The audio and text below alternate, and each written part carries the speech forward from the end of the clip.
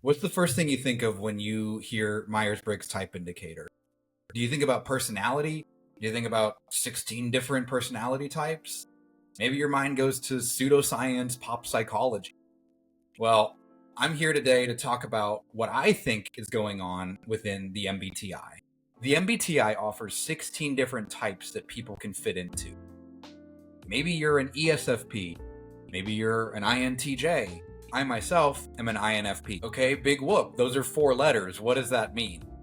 Well, if you're watching a video about the MBTI, I'm going to go ahead and guess you've probably at least heard of the cognitive functions before. These are 8 different ways of going about the world that were first described by Swiss psychiatrist Carl Jung back in his 1921 book, Psychological Types. I'm not going to go through all 8 cognitive functions right now, because there's a lot of good places online you can find that information.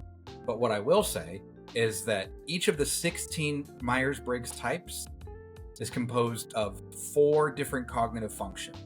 I would argue that once you start to understand the cognitive functions, the 16 personality types start to make a whole lot more sense. Or do they? On the surface, all 16 personality types have a few quick descriptors that you can give them. ISFJs are sweet. INFPs are sad. ENTPs are funny. INFJs are deep. Well, a lot of those things tend to be pretty true. And there's a reason why people can read descriptions of those types and think, oh my god, that's so me. I would say that all of those type stereotypes are hitting at some things that maybe correlate with our 16 types, but they aren't necessarily caused by being that type. Even though us INFPs are always sad, it's not like we have a lock on being sad. Other types can get sad too. The reason why the functions matter so much is because those are where you can start to understand what these types are representing on the inside. Because externally, sure, there's some commonalities across them.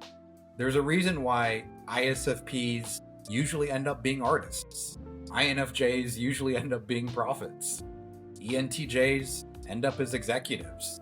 There's something about certain combinations of the way you go about doing things that just might lead you down a certain path.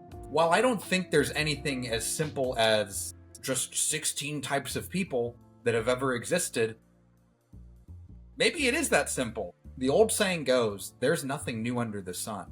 People have not changed that much over the course of human history. Maybe the way we do things has changed, but internally, we're still people. Just like our ancestors were still people. This actually hits at another idea from Carl Jung, the idea of an archetype. To put it simply, archetypes are just typical examples of something, whether it's a person, whether it's a thing, whatever it be. An example archetype is the hero. If you look at the structure of, let's say, Harry Potter, Star Wars, and Lord of the Rings, they've all got a pretty similar story. And maybe you've heard the term hero's journey, maybe you haven't. But even if you don't know the term explicitly, they all start off the same. We have a young protagonist who learns of a mission, they leave their life behind, and then they go on an adventure. They have a mentor, they have people that they deal with, they have a villain, and then in the end, they conquer whatever they were trying to deal with. And these archetypes are comfortable. Clearly we like them, otherwise these franchises wouldn't be as popular as they are. Okay, I'm going to pull this back into the MBTI here. These 16 types, I would argue, have always existed. And they might not be comprehensive of all of humanity, but they've been around. If you look on Personality Database or anywhere where people love to go around doing their typing, you can see that historical figures get typed all the time. And that's because you can read their actions as matching up with someone you know now. Okay, here's an example. If you look online, the internet says that Julius Caesar was an ENTJ.